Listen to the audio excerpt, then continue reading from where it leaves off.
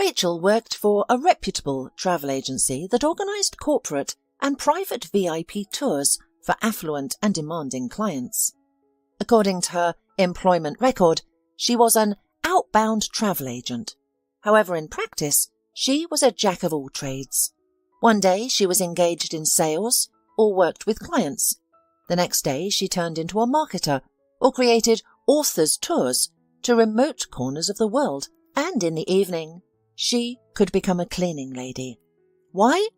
The office needed cleaning, and the extra income always came in handy. In general, Rachael worked like a bee after the spring awakening, and she accumulated a number of stories about rich clients. For instance, one couple, planning their honeymoon, expressed a fear of sleeping on used mattresses. This led Rachael to personally contact every hotel they planned to visit and arrange for the delivery of new mattresses from a specific company, costing the tourists several $1,000s per mattress. Some people paid for tickets not only for themselves but also for their entire entourage, including nannies, cleaners and a driver. And one man decided that renting a yacht on vacation would not be respectable. It would be more solid to buy one. It wasn't a huge yacht, but still, it was his first yacht purchase. Rachael, who had arranged the deal, even joked that she bought a yacht in the morning and in the evening she cleaned the floors in the office and went to her tiny apartment to cook store-bought dumplings for dinner. It was indeed a day of contrasts. There were some unpleasant incidents involving inappropriate behaviour, substances, nudity and debauchery. However, Rachael preferred not to dwell on these memories. These issues were often resolved with large sums of money. Rachael lived in a very different world. Her life consisted of paying utility bills, standing in supermarket queues, and enjoying a discounted chocolate bar. Although she earned a decent salary, she couldn't throw money around. She had dreams of owning an apartment, so she saved her money. For now, she lived in a rented single-room apartment.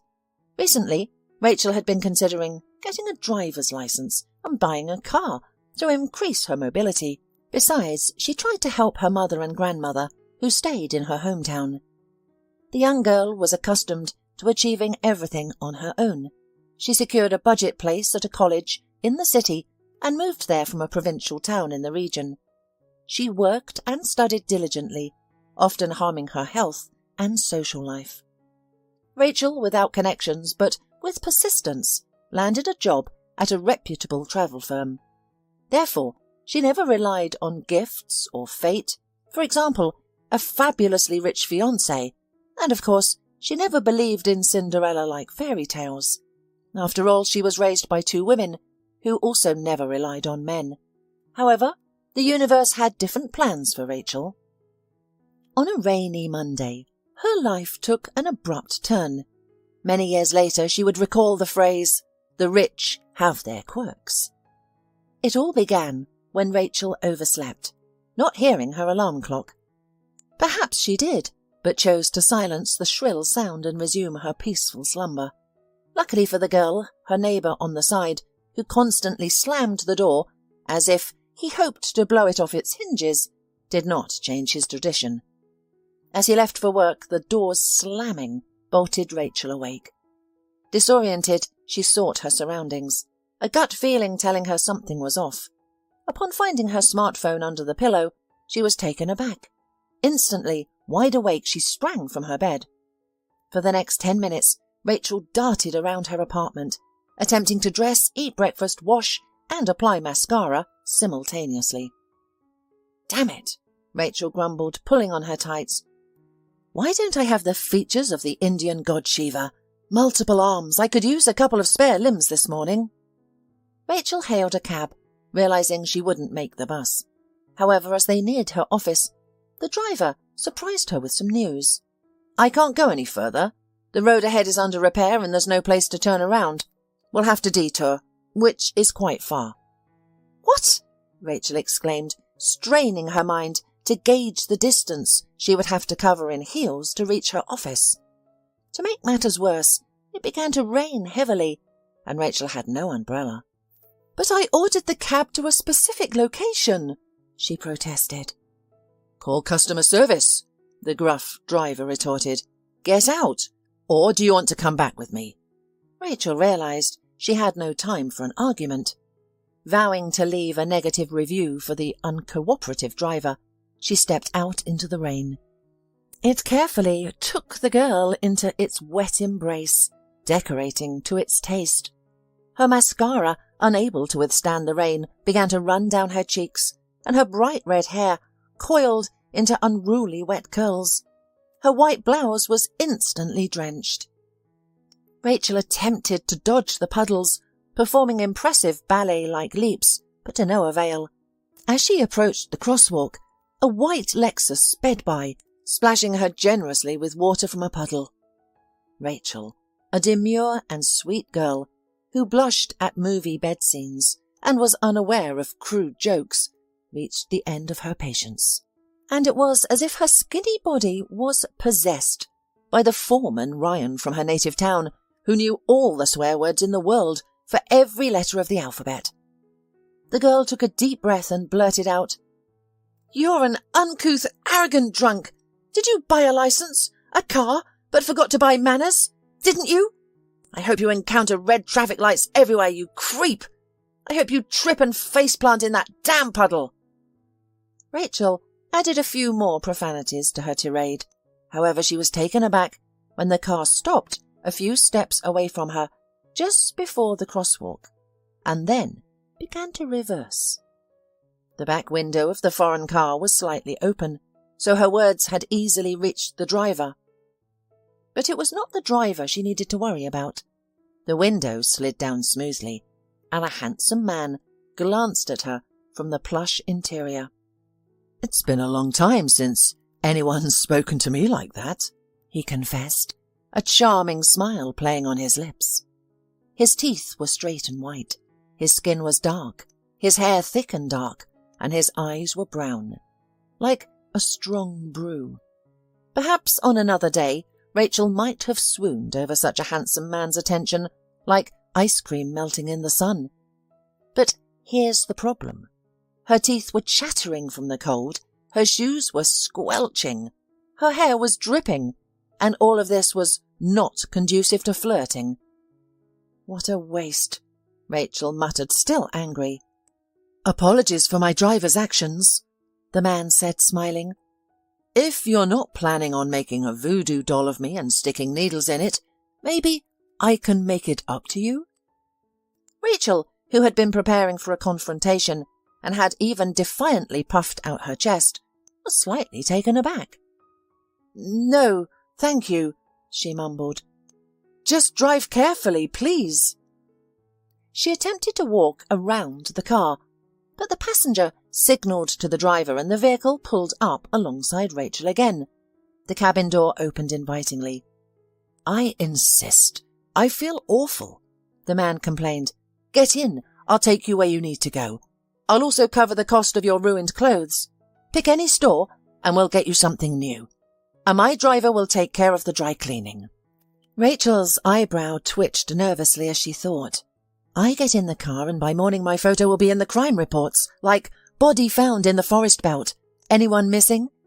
Why is he planning to undress and dress me up? No, thank you." Brushing the stray red strands from her forehead and upturning her nose, Rachael said, "There's a fine line between persistence and harassment. So please, go on with your business and leave me alone." She finally managed to cross the road, muttering irritably something to herself. Rachael was not usually mean, but this morning she wanted very much to vent her frustration on someone, so this deep pocket happened to come in handy. Soon Rachael arrived at the office. She rushed in, glanced at the clock and slumped into her chair. "Got it in time," she exclaimed, dropping the bag beside her. A couple of Rachel's colleagues looked at her sympathetically, while Rachael eyed them enviously. They were perfectly dressed and had flawless makeup, ready for a catwalk. "When do you all have the time to put on makeup and look so perfect?" asked Rachael, feeling like a witch who had crashed into a swamp while flying on a broom. The girls glanced at each other, giggling. They sometimes treated Rachael with a hint of arrogance and condescension. Their behaviour wasn't malicious, but they seemed to believe that a girl from a small town couldn't match up to the city dwellers. It's simple. I might wake up at 3 or 5 in the morning, but I'll never leave the house without makeup and styling, Diane explained, as she peered into a pocket mirror, touching up her lipstick. We have respectable guests, after all. Of course, there aren't many bachelors, but I still hope to land a golden ticket. That's exactly what I mean, Sasha sighed dreamily, propping her cheek on her fist. I decided to work here specifically to find a decent groom. Given our wealthy clients, who would have thought they'd only travel abroad with their mistresses or wives? You could be someone's mistress, Diane suggested. Rachael thought Sasha would take offence at such a suggestion, but to her surprise, Sasha smiled coquettishly. Do you think so? Sasha beamed. There's one I like. He is the jewellery shop owner. He always flirts with me. I think I'll be more compliant with him next time. Rachael, who was trying to wipe mascara traces from her skin with a tissue, coughed. He's about 50 years old. 62, Sasha corrected her colleague, shrugging her shoulders. So what? Afterwards, the girls began discussing how and where to find a wealthy groom. Rachael did not join in the conversation. During the planning meeting, the girls were informed that an important client was expected to arrive at the office momentarily.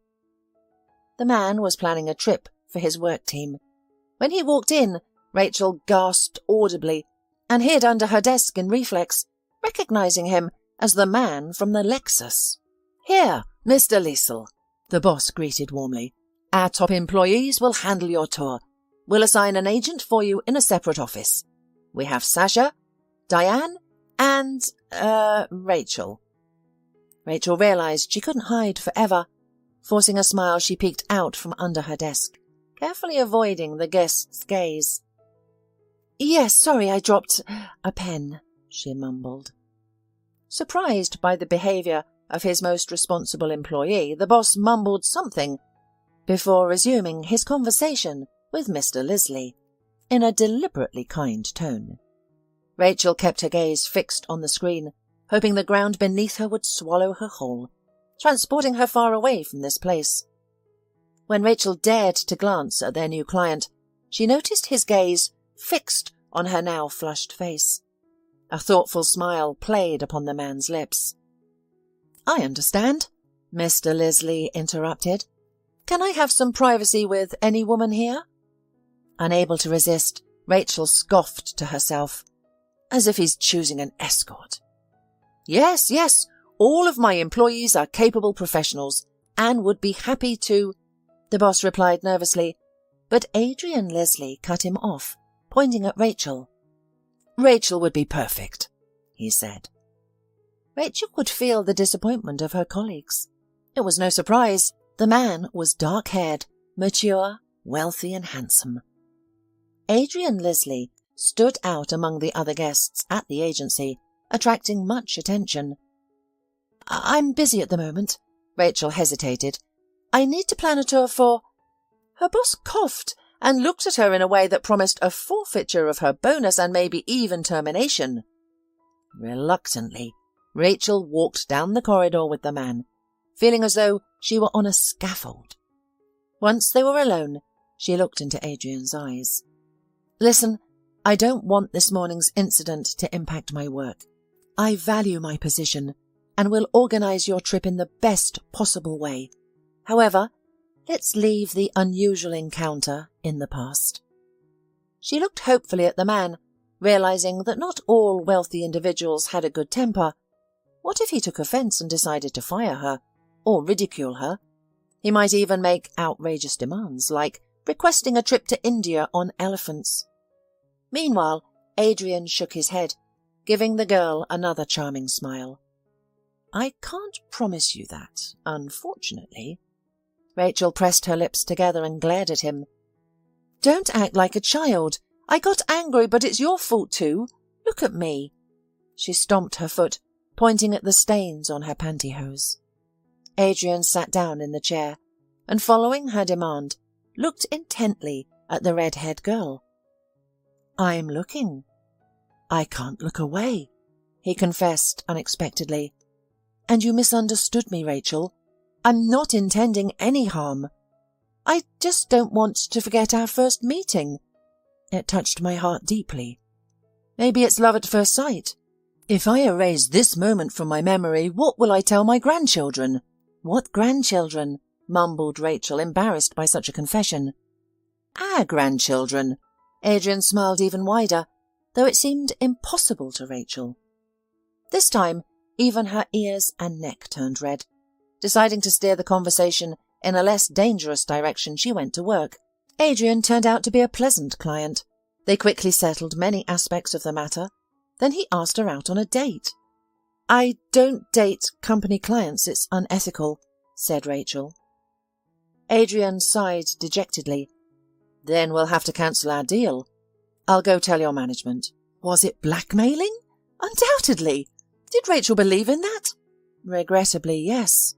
However, after spending a couple of hours alone, Adrian seemed entirely different than she had originally pictured him. He was witty, courteous, and captivating. Rachael felt flattered by his attention. Of course, being a strikingly beautiful girl, she was always in the centre of male attention. Adrian, however, stood out from all the other suitors who had expressed interest in Rachael. Therefore, when he turned to go to her boss, Rachael impulsively declared, Don't say anything to him. I agree. As Adrian turned around, Rachael thought he looked particularly handsome. From that moment, they began their romantic relationship. Adrian was the hereditary owner of a big company. However, his family was open-minded and did not mind that Adrian's chosen partner was of a lower social status. Adrian treated Rachael like a princess, creating a fairy tale-like experience for her. They enjoyed helicopter rides over the city at night, private dinners on rooftops, and exclusive bookings at restaurants. There were rose petals scattered on their hotel bed, expensive champagne on ice, and tickets to opera and theatre shows. They could also spend the whole night strolling through the streets of the city, discussing books, movies, sharing favourite recipes, and life stories. They could sit in the last row of a cinema and miss the movie because they were too busy kissing. They could enjoy French fries from a diner, have a picnic in the park, or wait in line at the zoo. Rachael soon recognised the competition she faced. Many girls admired Adrian, attempting to flirt, but he simply didn't notice them. It seemed as though Rachael had captured his attention. Indeed, she had. Adrian couldn't explain why he fell for her. He had been with prettier and more attractive girls, but something about Rachael stirred him. When she scolded his driver, something inside him sparked. Adrian felt like laughing despite the terrible morning he had, arguing with his father. Soaked, her hair darkened by water into an unusual maroon hue, she cursed him like a witch. Her eyes were a bewitching green, a detail Adrian noticed during their second encounter. He also found her attempts to hide amusing, and his spirits lifted. Deciding it was fate, Adrian was determined to pursue the beautiful and daring girl. After all, what were the odds of crossing paths with the same person twice, within an hour, in a vast city? Rachael was different from his initial perception. She exceeded his expectations. 100 times better. He fell in love with her daily, even multiple times a day. He appreciated Rachael's ability to argue and defend her opinions. He enjoyed her humour, as she could laugh at him and herself. He admired her courage and determination. He wouldn't admit it to Rachael, fearing it might offend her, but he relished introducing her to the luxurious side of life. He indulged her, taking her to fancy places, dressing her in the finest clothes, and treating her to exotic dishes. He was always eager to surprise her. Yet Rachael surprised him as well. 2 years into their relationship, Adrian proposed to Rachael. They got married a year later. Adrian insisted that Rachael quit her job at the travel agency. Despite the difficulty, Rachael agreed to take on the role of a rich man's wife. However, her character didn't allow her to merely stay at home or squander her husband's money shopping. Secretly, Rachael helped the household staff that Adrian hired. She cooked alongside the chef, gossiped with the maid, and even helped rearrange the linen or clean the living room. The gardener taught her how to tend to the roses and trees. On one occasion, she baked 2 pies, one for her husband and one for the staff, and they were touched and surprised by her kindness. However, other problems arose. For instance, Adrian was an extremely jealous man. He interpreted every smile from his wife as flirtation. Adrian was a man of contradictions. He insisted that his wife dress in designer clothes that mirrored his status. However, when she attracted attention of other men, he would become agitated. He would throw his jacket over Rachel's shoulders and send her home as if she were Cinderella, and it was midnight. Fitting into high society of the city was difficult for Rachael. She struggled to be accepted, especially by the affluent wives. It was as though they spoke different languages. Occasionally, Adrian expressed his embarrassment over some of Rachel's habits and characteristics. Ironically, these were the traits that he had initially adored in her, but had later grown tired of. Rachael was offended by that. Nevertheless, she was not overly concerned about such attitude. She believed that jealousy signified love. She had no desire to attend social gatherings, struggling to adapt to that society due to her simple nature. However, one incident deeply affected her. One evening, her husband had guests over. They were in the billiard room playing pool, drinking single malt, and laughing loudly.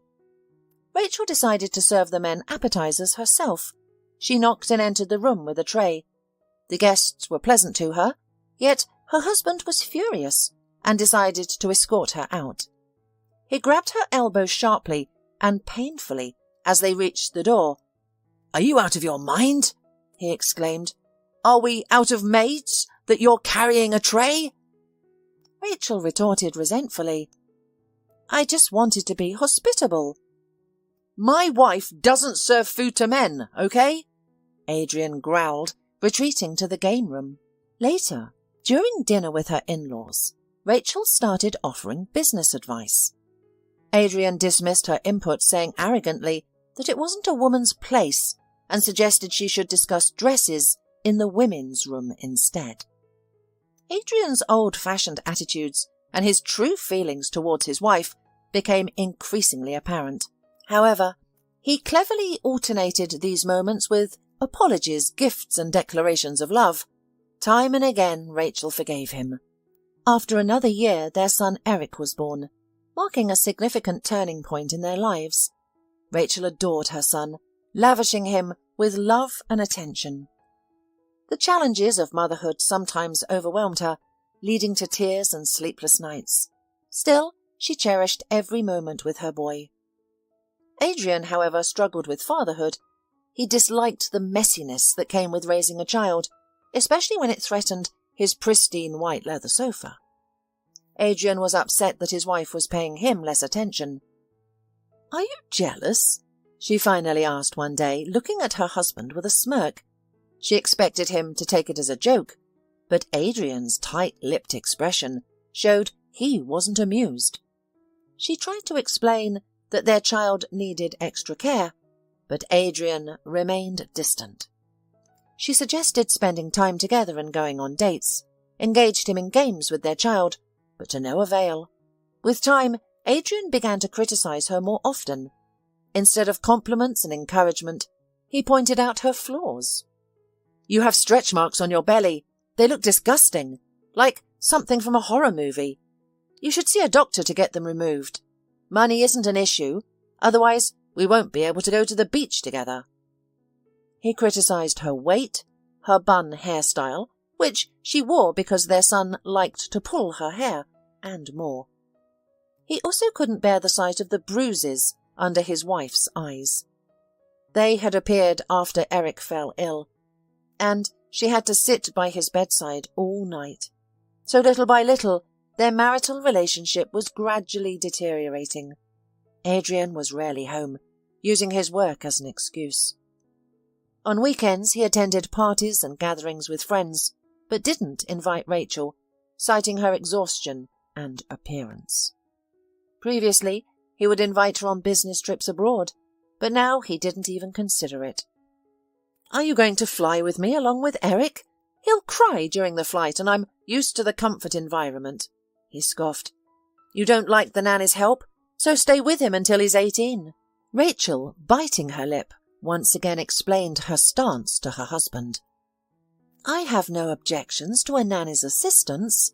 I'm just reluctant to leave our young child with a stranger for an extended period. Eric can't even speak yet. He wouldn't be able to express any issues," said the woman. "That's fine. Enjoy your time with him," Adrian retorted dismissively. As a result, Rachael stayed alone in the mansion again and again, feeling like a ghost or a shadow of an alive person. She felt like a bird trapped in a gilded cage. She spent extensive time with her son, while Adrian increasingly distanced himself, finally moving from their shared bedroom to another room. This situation continued for 2 years. Rachael held on to the hope that things would return to the way they once were. After all, she had sincerely loved Adrian at one point. She couldn't believe that their relationship could abruptly end as it had begun. However, her husband spun for his wife completely another fairy tale. Once Adrian came home on Sunday morning, but he wasn't alone. He brought with him a dazzling blonde young woman, similar to those you see on social media. She seemed to be a living embodiment of fashion trends. "Meet Rachael. This is Missy. She will be staying with us for a while. Missy is carrying my child, so she needs to live in comfortable conditions," Adrian announced. Rachael thought she must have misheard him. Perhaps she was asleep, and this was all just a nightmare. "What?" Rachael questioned, her face contorting into a frown. "Is this some sort of joke?" Adrian looked defiantly at Missy, placing his hand on her waist. "No, there are no jokes here. Missy and I met a 1.5 years ago. You surely didn't think those occasional nights with you were enough to satisfy a man. Naturally, I sought love elsewhere," he stated, grinning at Rachael's shocked expression. "Don't look so surprised, Rachael. All my friends have a mistress in each city. Didn't I mention that even my grandfather had mistresses? My father had one too. He supports her, bought her an apartment, a car. We never discuss it during family gatherings, but my mother knows everything. And like a wise woman, she turns a blind eye. As a smart woman, she understands that men are monogamous. Therefore, you should be smart, Rachael, too." The cheeks of his wife flared up. "Adrian, do you think you're an Arab sheikh?" The woman instantly bristled. "You know, my dear hubby, I have no intention of being the first wife in a harem, so keep your fantasies to yourself. Who do you think you are? How dare you come into the house with her?" "Shut up," Adrian said sharply, his eyes darkening. "This is my house, Rachael. My house. The only thing you have here is dirt under your fingernails. So know your place." Rachael realized it was real. Yeah, maybe Adrian's lost his mind, but she's not going to dig into this mess and find out why her husband decided to humiliate her like this. Not just cheat, but bring a pregnant mistress into their home. All this time, Missy stood timidly behind Adrian, seemingly afraid that the red-haired woman would confront her. However, Rachael didn't care about her rival. In fact, she finally realized that she didn't care about Adrian either.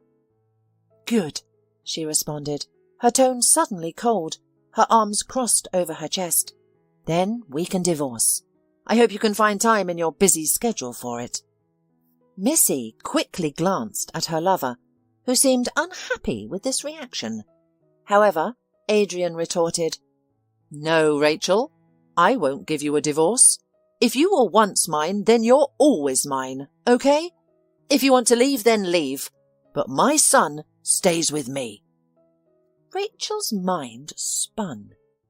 She couldn't imagine life without Eric. "This makes no sense," she muttered, trying to comprehend Adrian's logic. "You don't want to be with me. You're showing off to this girl, but you won't let me go. Why?" "We don't divorce in our family, and we don't abandon our children," Adrian said. "You know that. Besides, we have a family values fundraiser coming up. Are you suggesting I show up as a divorced man?" "Whoa! Are you scared for your reputation?" Rachel scoffed. "And having a mistress in the house won't tarnish your reputation? Polygamy is illegal in our country, in case you didn't know." Adrian shrugged. "I told you this is temporary. I'll decide where it's best for Missy to live later. But now the doctor says she needs fresh air, and I don't have another country house in the city. I can't really keep her with her parents." Rachel's pulse thundered in her temples. Her heart pounded in her throat, and her hands were slick with sweat. She wondered how she was still standing instead of collapsing from the stress. Defiantly, she said, "Eric and I will leave. You don't even like him." "I just don't like little kids, but he'll grow up," Adrian countered. "For now I can hire a nanny, even a whole team of them. But think about it, Rachel. Who can provide better for him? You, in your backwoods, where I paid for your mother's new apartment and arranged your grandmother's funeral? Or here, with his family? I think the answer is obvious." Rachel's hands clenched. Suddenly she noticed Missy's gaze. The cunning girl was trembling, playing the victim while huddled against Adrian, but her eyes glittered with mockery. Rachel imagined the consequences if she packed her bags and left out of pride. Adrian most likely would take her son away. Adrian would take away her son, and his mistress would become stepmother to their son. And Rachel's heart told her that she would be the most evil stepmother of all. No, she couldn't abandon Eric. Deciding against any rash actions, the woman took a deep breath. Closing her eyes for a brief moment, when she reopened them, all traces of anger, despair, and resentment were gone. Instead, her emerald eyes held a penetrating emptiness that made Adrian wince. Straightening her shoulders like a true aristocrat, the mistress of the house, she gave the blonde an indifferent look and said, "Well, make yourself at home, Missy." With a dignified turn, Rachel walked away to the room she had long shared with her son. It was there she finally allowed herself to cry, quietly, so as not to awaken Eric, who took a nap after dinner, and thus began a strange new chapter in their lives.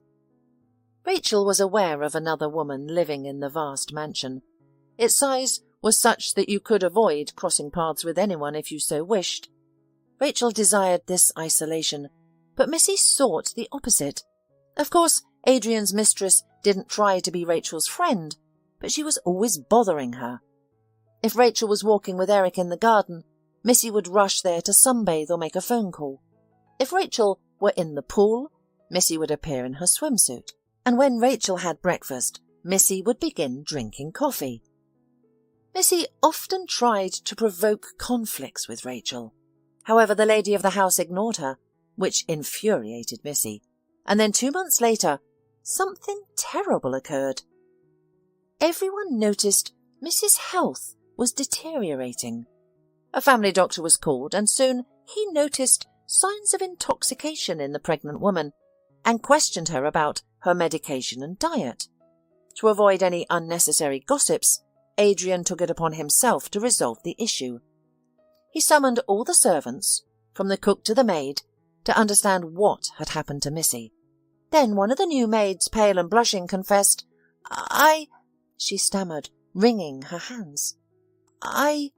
Speak up, Adrian bellowed, interrogating the suspects like a seasoned investigator. "Mrs. Leslie ordered me to put a dietary supplement in Mrs. Evening Tea," the maid blurted out. She said she drank the same tea when she was pregnant. It helps with sleep. A vial containing the supplement was found in the kitchen. Identical vials were found in Rachel's room. After analysis,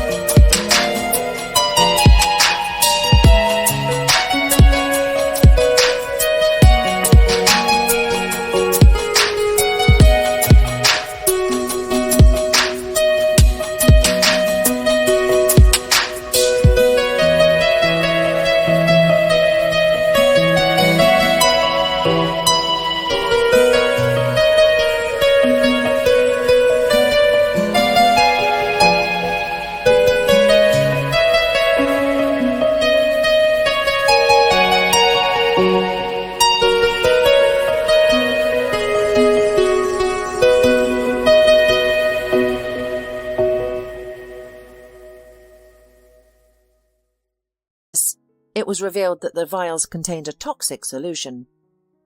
In small doses, this poison is harmless, the expert explained. However, it's insidious. Regular consumption leads to damages to the body, in this case, likely the fetus. Adrian immediately brought his wife to his office for an explanation. The woman, seated in a chair, looked at him as if he were a fool. "You've known me for a long time, Adrian. Do you really think I would keep evidence of a crime in my room? Do you think I'm such a stupid woman?" She leaned back in her chair. "I think a jealous woman is capable of foolish and desperate acts," he said. "Or do you want me to believe that Missy drank the poison herself to frame you?" Rachael smiled wide and bright. "I think a jealous woman is capable of foolish and desperate acts," she echoed her husband's words, then added caustically, "But of the two of us, only Missy is jealous of you. I don't care about you now."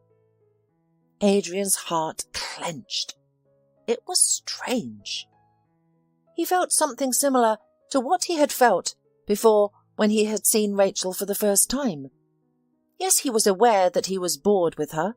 He had had enough of that gimmick woman, and he was deeply disappointed that he would have to live with only one woman for the rest of his life, especially since she was always babysitting now. But did he feel guilty? No. After all, even a nice new car has a shelf life. A normal man often seeks novelty, unexplored territories. For Adrian, Missy became that new fascination. She appeared at a party, capturing his attention. He held no particular affection for her. Rather, he liked that she was as malleable as clay, letting him shape her as he pleased. Missy listened to his every word like a devout follower.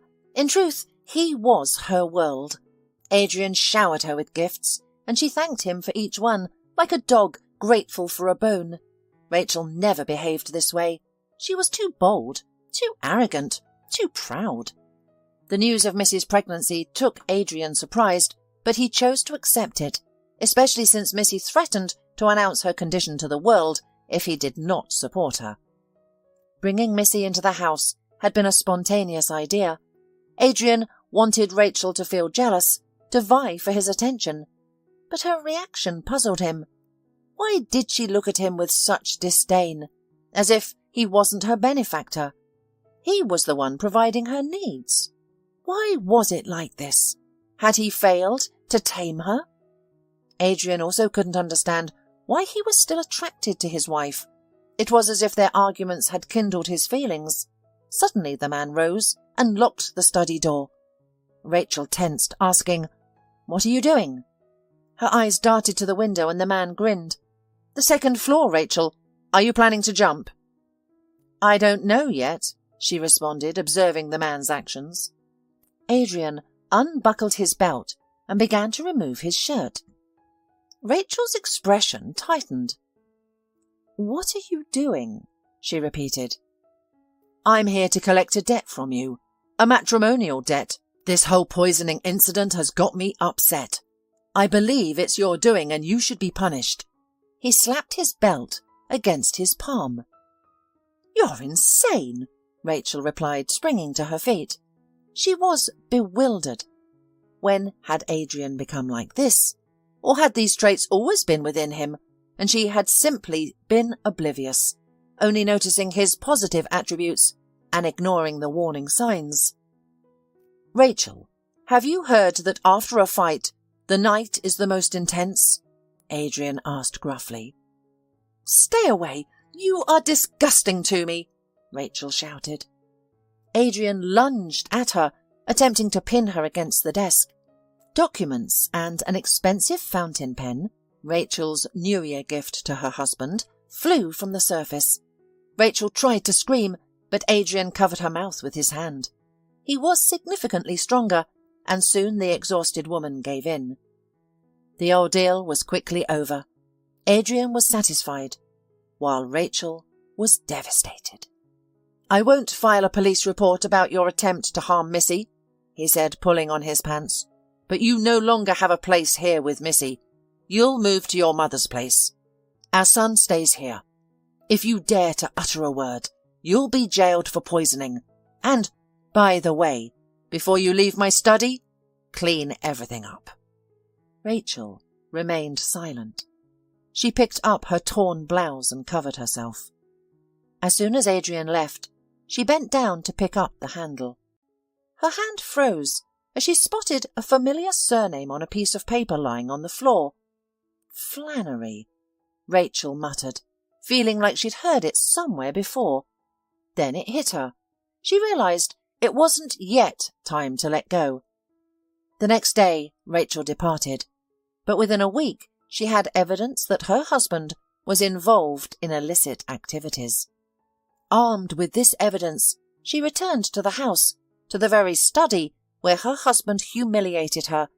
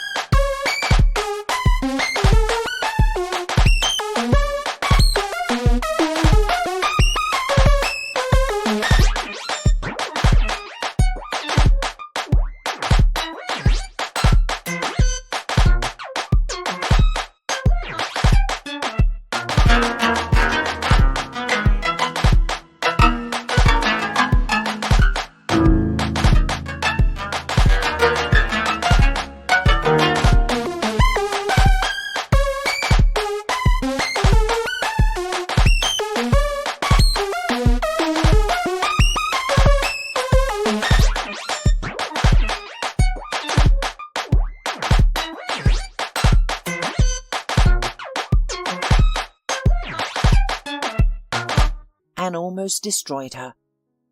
"Did you miss me?" Adrian snorted upon seeing his wife. "Here are the copies of some very interesting for tax service documents. There's enough here for a few prison terms," she said, tossing a stack of papers onto his desk. "Your father had no idea what you were doing behind his back, did he?" Adrian scanned the papers, turning paler with each page he turned. "Where did all this come from? Are you joking with this? How?" Rachael replied with a modest smile. "You always insisted that women should stick to discussing fashion.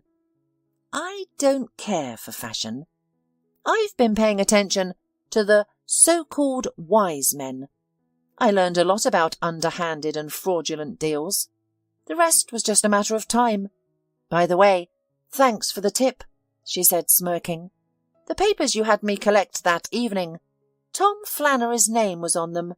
He was your right hand in your grey schemes of tax evasion, and he used to be our guest.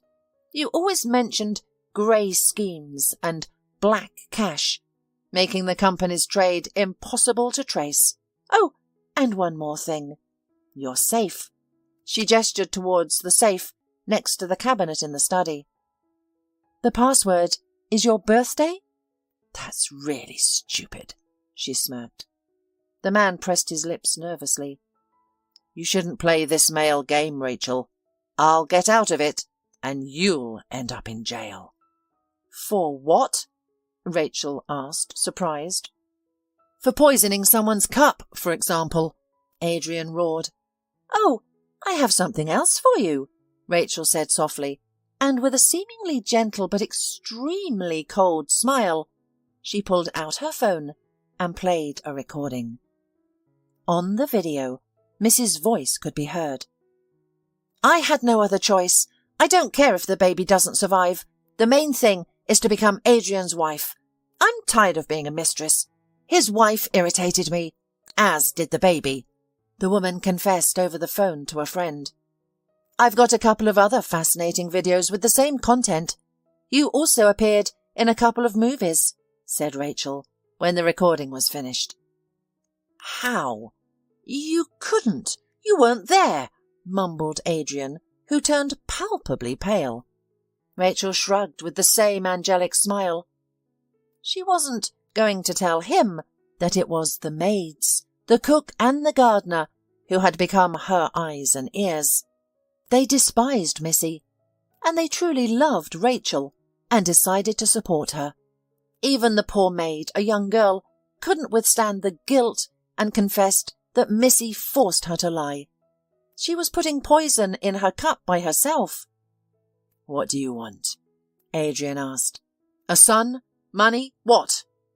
"Justice," Rachael answered.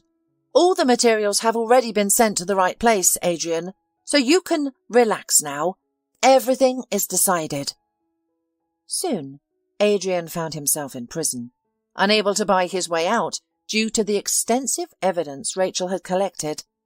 Although his lawyer secured a short sentence, Rachael was indifferent.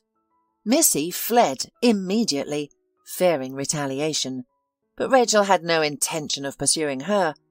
She filed for divorce, and their marriage was dissolved unilaterally, with half of the man's property going to his wife and son, including a mansion with a reliable team. Rachael moved her mum into this mansion. She and Eric led a wonderful life. Using her ex-husband's money, Rachael opened her own travel agency, not for the wealthy, but for ordinary people. She had learned that the rich have their peculiarities, like demanding new mattresses or having a couple of women under one roof. She decided she didn't want to deal with them any more.